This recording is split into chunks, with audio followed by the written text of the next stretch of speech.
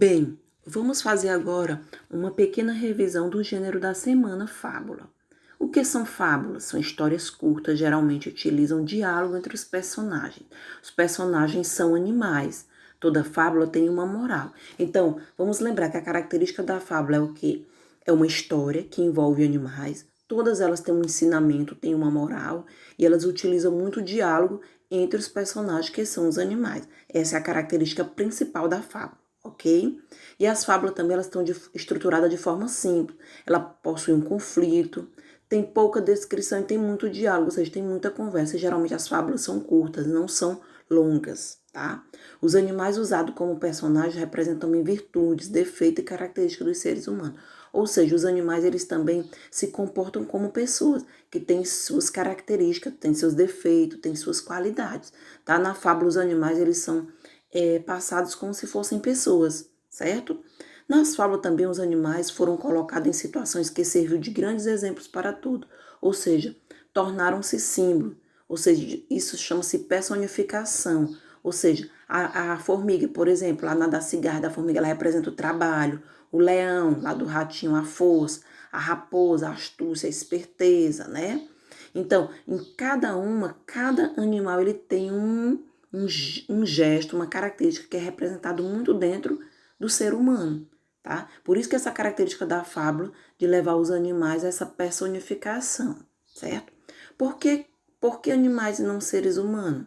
Né? Por que eles usaram as fábulas? Porque como o homem sempre viveu muito próximo aos animais, tanto os que eles domesticavam quanto os que eles caçavam, era natural que os animais estivessem presentes nas primeiras histórias contadas pelos homens, né? Então, devido o ser humano sempre domesticar os animais, eles colocaram os animais próximos e resolveram criar esse gênero das fábulas exatamente para trazer os animais próximos dos seres humanos, tá? E com características também dos seres humanos, ok? Então, as fábulas geralmente, o que é que a gente vê? Geralmente elas terminam sempre com uma moral, né, que resume a ideia principal da história, né? É um gênero que tem um objetivo de ensinar a arte de viver bem, né? Traduz aquilo que o autor considera como moral, isto é, como certo ou errado numa determinada situação.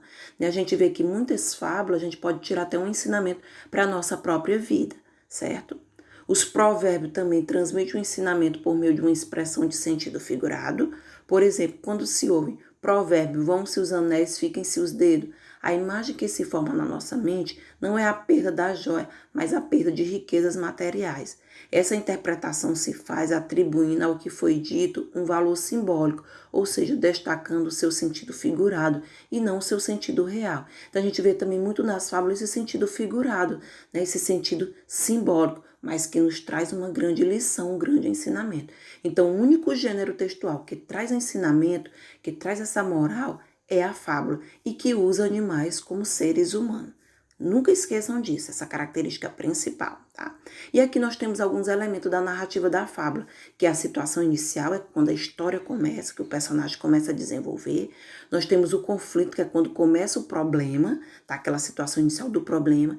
Vem o desenvolvimento, como é que a história vai se desenvolver para solucionar aquele conflito. Tem um clímax, que é exatamente quando o problema se esquenta, né? Vem a emoção, a tensão, e vem o desfecho, que é a parte final, quando a história, na verdade, ela encerra, né? Que é o encerramento daquela narrativa, a solução para o conflito.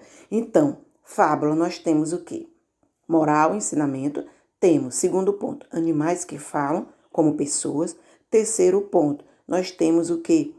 O ensinamento. E nós temos os elementos, que é a situação inicial, que é o conflito-problema, o desenvolvimento. Nós temos o clímax, que é quando o problema se esquenta, e nós temos o desfecho, tá? Vocês podem estar revendo esse vídeo para rever os elementos da fábula. E aqui nós temos uma fábula, o asno e a mula, né? Onde ele fala da situação inicial, que era uma vez um asno e uma mula que moravam com um homem. Certo dia, ele os carregou com seus pertences e partiu em viagem com os dois. Aqui eu tenho a situação inicial. O conflito é que numa estrada inclinada e cheia de pedras, o asno tinha dificuldade e sempre acabava sem fôlego para continuar a viagem. Aqui é quando começa o problema, onde o asno tem dificuldade para andar.